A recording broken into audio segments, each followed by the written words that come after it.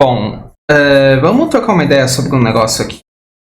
No ano de 1997, um artista e animador de 26 anos do Japão, ele se reuniu com alguns executivos da Sony e ele saiu dessa reunião com um estúdio sob sua direção e liberdade total para desenvolver o jogo que ele quisesse da maneira que ele bem entendesse. Eu sei que isso parece maluco para os padrões atuais, mas na época a Sony estava financiando praticamente qualquer coisa. Mas eu acho que a história do Fumito Ueda, ela é aquela clássica história do cara certo no lugar certo e na hora certa, sabe? Fora também, né, que eu queria muito saber que papo que ele jogou pros caras. Que puta merda, hein? Então, tendo como uma das suas principais inspirações o game Another World, também conhecido por aqui como Out of This World, um jogo de Mega Drive lançado em 1991, Ueda desenvolveu o seu primeiro trabalho, que anos mais tarde ele se tornaria uma trilogia das mais consagradas e um verdadeiro marco na história dos videogames. Assim, em 2001, nós conhecemos o icônico, não ironicamente falando, Ico.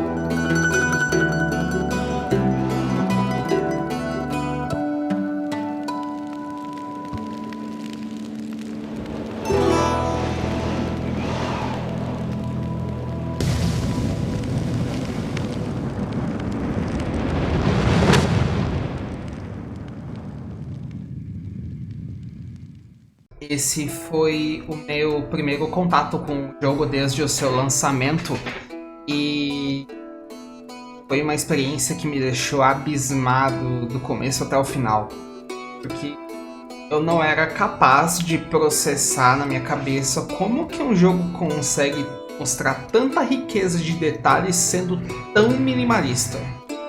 Sabe, É engraçado porque os anos de 1997 a 2001 foi um período marcado por inúmeros lançamentos que refletiam uma verdadeira corrida para saber qual das devs tinha mais recursos, qual que tinha as melhores tecnologias e apresentava os melhores avanços gráficos. Enquanto isso, Ico vinha correndo na contramão de toda a indústria e esse avanço que ela vinha apresentando. Porque o Fumito, ele trabalhou com algo que foi chamado posteriormente de design por subtração. Então, o Fumito, ele decidiu que o Ico, ele ia mostrar para que ele veio, ele ia transmitir a mensagem que ele tinha para transmitir com o mínimo de elementos possíveis. Um menino, uma menina, a menina um pouco mais velha que ele, o menino ora carregando uma espada, ora carregando um pedaço de pau, ambos correndo por um cenário que parece uma fortaleza em ruínas gigantesca. E é isso. Só de você olhar para a própria capa do jogo, essa não, essa aqui, a capa japonesa do jogo. E, diga-se de passagem, ela foi pintada à mão pelo próprio Fumito. Ela mostra pra gente de uma forma enigmática e abstrata ao mesmo tempo tudo que a gente precisa saber sobre o jogo, mas ao mesmo tempo ela levanta inúmeros questionamentos. Quem são eles? Pra onde que eles estão indo? Por que eles estão fazendo isso? De quem que eles estão correndo? Que raio de lugar que é esse? Bom, pelo menos foram as perguntas que eu me fiz ao longo de 7 horas que eu levei pra zerar esse jogo. Jogo esse que conta a história de Ico, o menino, e Yorda, a menina, que foram aprisionados em uma fortaleza e acabam se conhecendo durante a fuga do Ico dessa fortaleza. Esse jogo ele apresenta a Yorda e ao mesmo tempo ela me pareceu o maior amontoado de clichês dos videogames dos anos 90 que eu já vi na vida, mas ao mesmo tempo ela é o elemento mais interessante, intrigante e complexo do jogo, porque tudo que a Yorda tá vivenciando mostra ser uma experiência de vivência de uma realidade que é completamente diferente da realidade que ela conhece. E isso talvez explique a total incapacidade dela de realizar qualquer tipo de proeza física e o que faz com que ela tenha que ser guiada pela mão o tempo todo. Fora que o fato do Ico e da Yorda conversarem idiomas diferentes não ajuda em porra nenhuma. Apesar que há quem diga que a Yorda ela tenha um certo grau de espectro autista, porém, a minha teoria seria de que a Yorda é uma menina literalmente de outro planeta. E não, eu não digo isso por causa da luz que emana do corpo dela, luz essa que é responsável por abrir as barreiras mágicas que impedem você de seguir no jogo. A primeira ideia sobre como Ico seria é que o jogo ele ia ser um jogo de ação e aventura comum, sabe? Barra de vida, sistema de combate mais completo, uma cutscene aqui e ali para complementar a história e deixar você menos perdido. Fora também o fato de que a fuga do Ico e da Yorda dessa fortaleza ela ia ser tipo só a primeira parte do jogo. Aí então o Fumito ele teve a ideia de trabalhar com o conceito de design por subtração, onde ele foi removendo os elementos do jogo deliberadamente até que sobrasse o que era absolutamente necessário e indispensável. E o resultado disso foi um jogo que é extremamente minimalista, desde a paleta de cores dele até a trilha sonora dele, que é quase inexistente. Aqui quando toca também, meu amigo, que trilha linda, maravilhosa. Tudo em Ico existe para tornar mais e mais forte o elo narrativo entre o Ico e a Yorda. Tipo quando tu ultrapassa um obstáculo e escalar uma parede e pular por um penhasco para então você passar pela porta mágica, são só metade do puzzle. A outra metade ela seria como que a Yorda vai chegar aqui? E o combate do jogo, que nas palavras do próprio Fumito, ele é simplificado e exagerado demais ao mesmo tempo. Tá certo isso? Faz o menor sentido. Merda. Um combate onde não importa quantas vezes você apanhe dos inimigos feitos de sombra. Mas a única coisa que importa é que eles não levem a Yorda embora. Então, se um dia tu for jogar Ico, talvez você comece a se perguntar se tudo isso vale a pena quando a Yorda estiver sendo puxada por um buraco negro no chão e tu vai ter que tirar ela de lá pela enésima vez. Mas calma, se tu for paciente, por um outro lado, a empatia pela situação da Yorda ela vai acabar se mostrando mais forte no final de tudo isso. E o resultado desse rolê todo, ele vai ser possivelmente uma das histórias de amizade mais bonitas que já foram apresentadas na história dos videogames. Tem um detalhe que eu gosto muito nesse jogo e que me chamou a atenção quando eu parei para pesquisar mais sobre, é que ele não usa captura de movimentos. Sim, uma combinação de animações feitas à mão e simulações de física, que deixa as coisas muito mais realistas durante o jogo. Tipo o fato de tu ter que levar a Yorda pela mão, e para isso tu precisa ficar segurando um botão para que o Ico segure na mão dela. E somado com a qualidade da animação, faz com que você tenha a sensação de que tu realmente está puxando alguém vivo pela mão enquanto você anda pelo cenário. Um conceito esse que foi aplicado alguns anos mais tarde em um certo cavalo de um outro jogo do mesmo criador e ficou conhecido como o cavalo mais inteligente dos videogames feito até hoje. Eu não tô nem zoando. No final, eu entendo que o Fumito ele chegou à conclusão de que não quer dizer que o fato de você poder colocar mais coisa no jogo significa que você deve colocar mais coisas. E o Fumito ele percebeu que focar mais em menos elementos, eles podem tornar esses poucos elementos ainda mais impactantes para quem está jogando o jogo.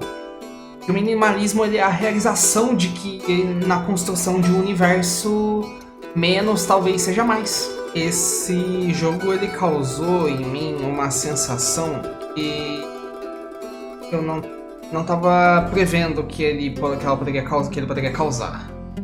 Mexeu comigo de um jeito que eu não tava esperando e eu fiquei pensando que deve ter sido o mesmo que aconteceu com um cara específico. Cara comum. Um assalariado japonês que nasceu em Shizuoka e veio de uma família humilde, que por conta da condição financeira da família dele, ele era um cara que ele não tinha sonhos e expectativas e ambições muito grandes na vida quando ele era criança.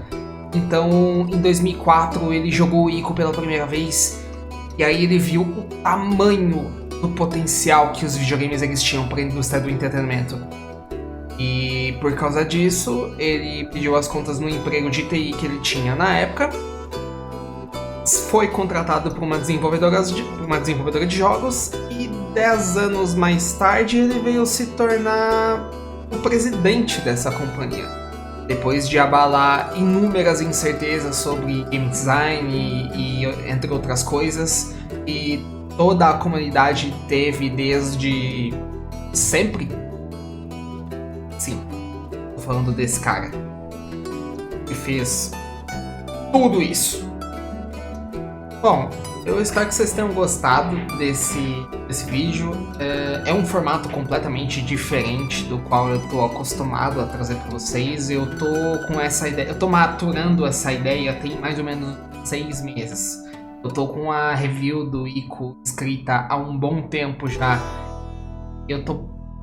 Depois que eu terminei ela, eu achei que ela era digna pra ter um vídeo específico só pra ela. E não jogar e não resumir a experiência que foi jogar esse jogo junto com as reviews dos outros jogos que eu zerei durante o ano todo. Até o momento ele foi um dos 28 jogos finalizados até agora.